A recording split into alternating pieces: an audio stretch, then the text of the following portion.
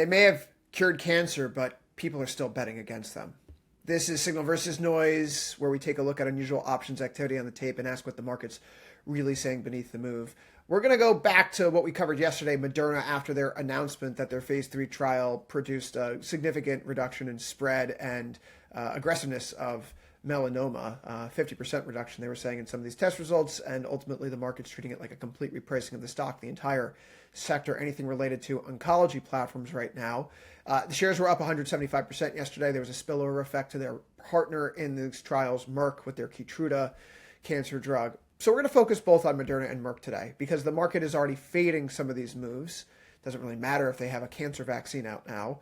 The traders are saying that it was too far too fast. So let's just take a step back here. Moderna more than doubled Wednesday after the melanoma vaccine headline, closing at 174.38 after Tuesday's close at 62.96. Merck rallied 12.6% itself. So big move for both names, obviously, especially for Moderna, which spent years trading like this post-COVID-19 vaccine revenue story. What was its business going to be if we're past COVID, right?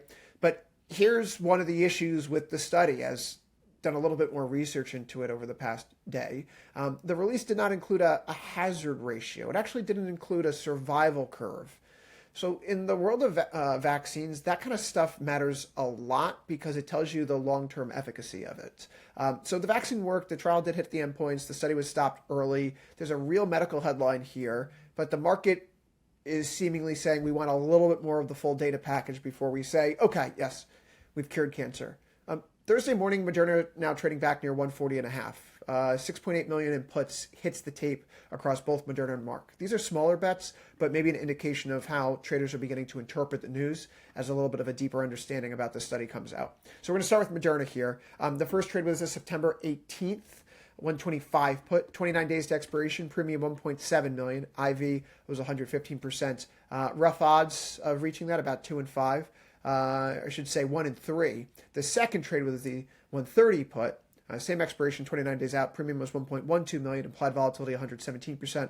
Rough odds about 2 and 5 there. So both Moderna strikes are built for nothing. When you looked at the options chain over the past few days before yesterday's move, market makers weren't really even listing anything up here right now. So open interest is up 100% on both fronts from where we started. No stale positions obviously going into this mix right now. This is just new downside exposure after a 177% move higher here.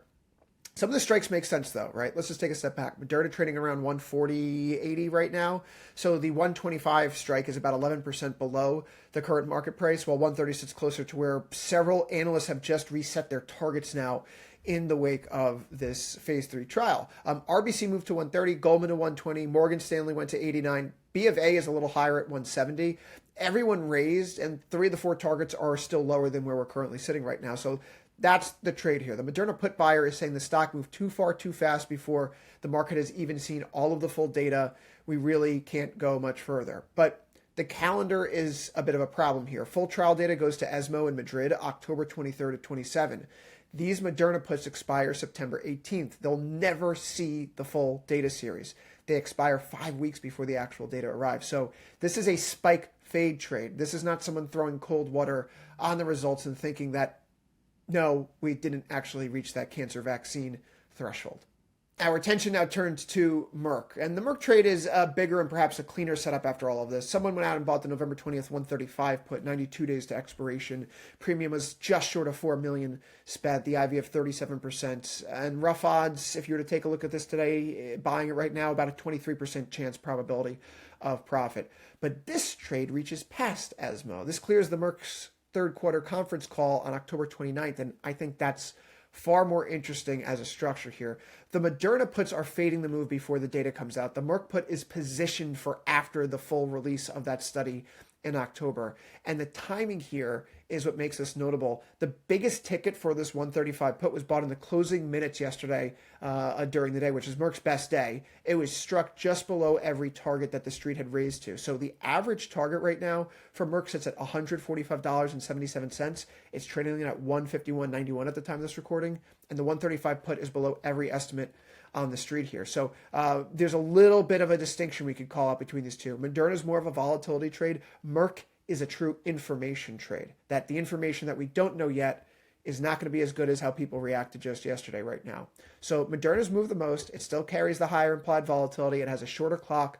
Merck may have moved less yesterday, but the put has time and actually owns the ESMO window. And so if you're a trader and you're thinking about fading this move because of the study itself, that distinction absolutely matters. If the headlines are overdone, Moderna can give some back in the short term, but for it to erase a more substantial part of its move, the trials are going to have to be undercut from this high level of enthusiasm that many folks are expressing here. And we can see that because of how the share prices went. So I think today's signal versus noise is a little clean here. The signal is the calendar split in terms of how we're expressing these views. Moderna's puts expire before the actual data. We have Merck on the other side of it. And we also have Merck's Q3 conference call there as well. The noise, size, motivation here, $6.8 million is real money, but against a large cap drug tape, is this a final verdict? This is one of the smaller trades that we've covered, in fact, around here, but maybe it's an early trade in what will be a theme of fading some of this enthusiasm. But if you want to know which one carries the better trade catalyst alignment, it's probably going to be Merck. What do you think? Are you fading Moderna and Merck after they have their cancer vaccine announcement? Put it in the comments below. This has been Signal versus Noise. Like and subscribe for more videos from tastylive.